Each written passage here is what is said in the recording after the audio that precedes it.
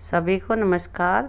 आप सभी का स्वागत है एस कौशल्या बेसिक में। और आज की वीडियो में हम करेंगे व्याकरण पोर्शन। और व्याकरण में हम जानेंगे आज भाषा की परिभाषा, भाषा के प्रकार और लिपि किसे कहते हैं, इसके बारे में जानेंगे। तो इससे पहले यदि आपने मेरी चैनल को सब्सक्राइब नहीं किया है तो चैनल को सब्सक्राइब कर देना, और वीडियो अगर आपको अच्छे लगे तो वीडियो को लाइक करना। तो चलिए अपनी वीडियो शुरू करते हैं।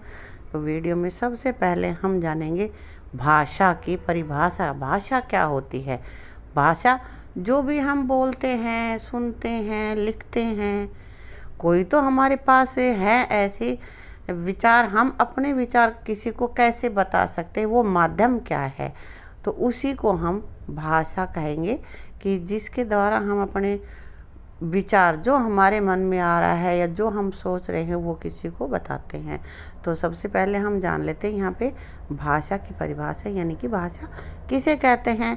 तो ये तो हो गया हमारा क्वेश्चन, और इसका आंसर अपने पास रहेगा, भाषा वह साधन है जिसके द्वारा हम अपने विचार लिखकर या बोलकर दूसरों के सामने प्रकट कर सकते हैं और दूसरों के विचार समझ सकते हैं। यानी कि जो भी हम बोलते हैं या फिर हम जो बोलते हैं वो सामने वाला सुनता है, ये दोनों चीज़ें, या कुछ हम लिखते हैं और फिर उसको पढ़ते हैं, तो पढ़कर जो समझा जाता है उसको भी हम भाषा ही कहते हैं। कि हमारे मन के जो विचार हैं हम दूसरों को सुनाते हैं, बताते हैं, और दूसरों के विचार हम खुद समझ सकते हैं, उस साधन को हम भाषा कहते हैं। जैसे कि हमारी भाषा कौन सी है? हिंदी भाषा है। ठीक है, तो अब जान लेंगे हम आगे भाषा के प्रकार। भाषा कितने प्रकार की होती है भाई? ऐसा है, कुछ चीज़ें हम बोल कर वो एक दूसरे के, अगर हम आमने सामने हैं तो हम बोलकर अपने विचार बताते हैं, हम बोलते हैं, दूसरा उसको सुनता है और समझता है कि क्या कह रहे हैं। कुछ ऐसे होते हैं जो लिख कर बताए जाते हैं, जैसे कि कोई कहानी है, उपन्यास है, कविता है, कोई समाचार है, जो लिख कर दूसरों के सामने पेश किया जाए और दूसरा उसको पढ़कर उसका अर्थ समझे, वो भी भाषा होती है। तो भाषा के मुख्य हो गए दो प्रकार, एक मौखिक भाषा और दूसरा है लिखित भाषा। तो यहाँ मैंने क्वेश्चन बनाया है, भाषा के कितने प्रकार होते हैं? तो आंसर इसका रहेगा, भाषा के दो प्रकार होते हैं, मौखिक भाषा और लिखित भाषा। तो सबसे पहले हम जानते हैं मौखिक भाषा किसे कहते हैं।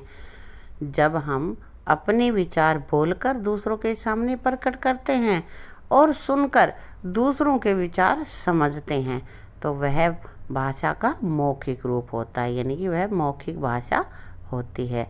जो बोलकर दूसरों को समझाया जाए या दूसरों की सुनकर हम समझे, उस माध्यम को हम भाषा का मौखिक रूप कहते हैं, उसमें सिर्फ बोलते हैं।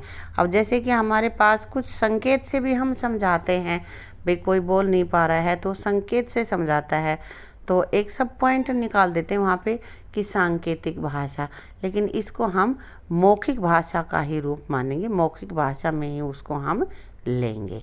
तो पहला अपने पास हो गया मौखिक भाषा। और अब जान लेते हैं लिखित भाषा कौन सी होती है। जब हम अपने विचार लिखकर दूसरों के सामने प्रकट करते हैं और दूसरा उसको पढ़कर समझता है, उसको लिखित भाषा कहते हैं, यानी कि वह भाषा का लिखित रूप होता है। तो हमने समझ लिया भाषा के दो प्रकार और भाषा की परिभाषा। तो चलिए, अब भाषा को हमने समझ तो लिया है, लेकिन अब आगे चल के हम देखते हैं कि उस भाषा को लिखते कैसे हैं हम, क्या संकेत हैं, कि किन संकेतों के माध्यम से हम उसको लिखकर बताएंगे ताकि हम उसको समझ सकें। तो अगला क्वेश्चन हम लेंगे, लिपि किसे कहते हैं। अब लिपि की हम परिभाषा देखते हैं।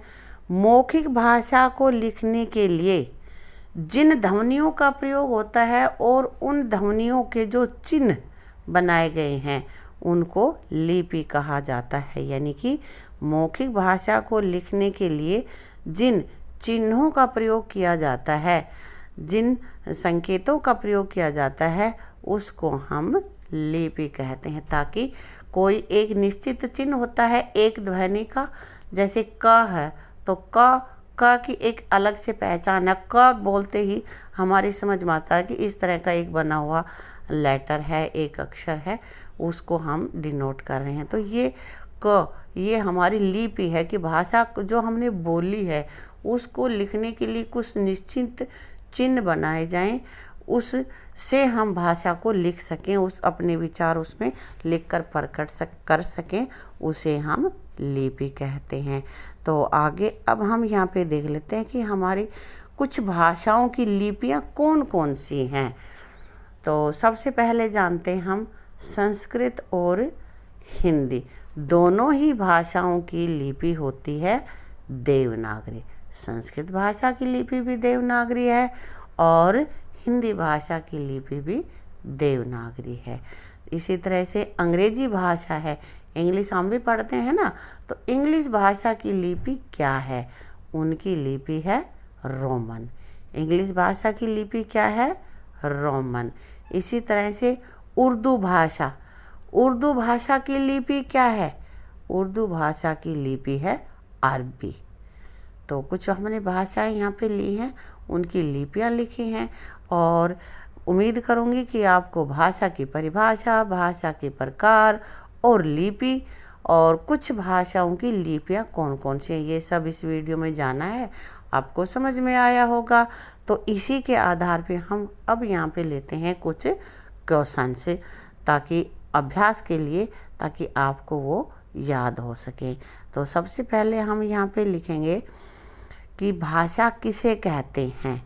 अगला क्वेश्चन हम लेंगे लिपि की परिभाषा बताओ। अगला अपने पास होगा भाषा के भेद लिखो। तो ये कुछ क्वेश्चन है, आपको अपनी नोटबुक में लिखना है और मुझे कमेंट बॉक्स में लिख के भी बताना है कि भाषा के कितने भेद होते हैं, भाषा के कौन कौन से रूप होते हैं। और इन्हीं क्वेश्चंस के साथ अपनी इस वीडियो को यही समाप्त करते हैं। आप अच्छे से इनको रिवाइज कर लेना। वीडियो आपको अच्छी लगी हो तो वीडियो को लाइक करना और शेयर करना, साथ ही साथ चैनल को सब्सक्राइब करना। Thank you.